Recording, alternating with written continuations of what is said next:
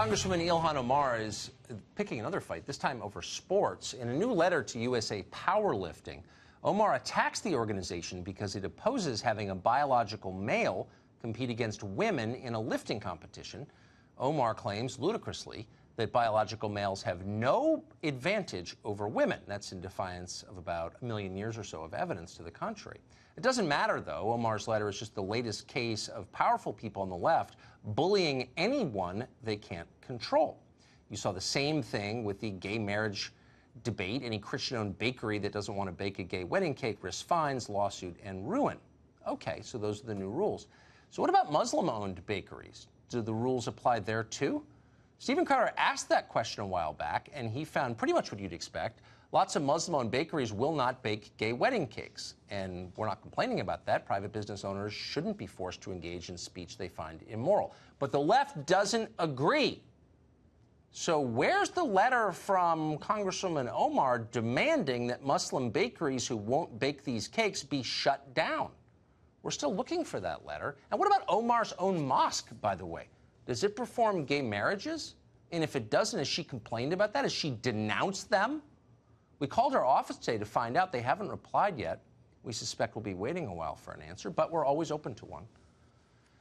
Congresswoman Omar is starting a lot of fights recently. For a newcomer, she's in the center of many news stories. Today on Capitol Hill, she berated the new envoy to Venezuela, Elliot Abrams, accusing him of being a liar and attacking him over the Iran-Contra affair that took place more than 30 years ago. Here's part of it.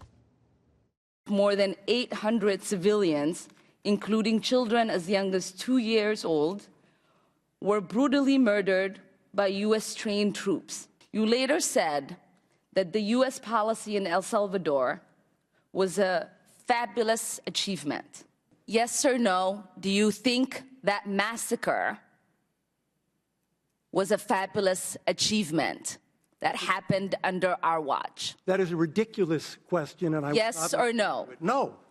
I will take that as a yes. I am not going to respond to that kind of personal attack.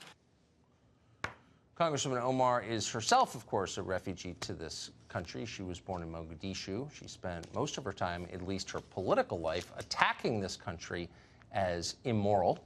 She also supports a number of policy ideas like the Green New Deal that don't make mathematical sense. She's also for abolishing ICE.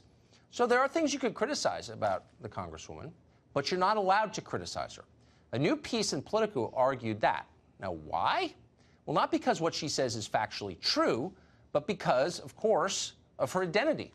Quote, the GOP strategy risks a backlash. A party that has problems with women and minorities continues to focus its attacks on women of color, end quote. Not on women it disagrees with, but on women of color. Their color is the most important part to the people at Politico. MSNBC agreed with this, of course. In a segment yesterday, one of its guests said that it was, quote, not a good look for conservatives to attack Congresswoman Omar because she's a woman.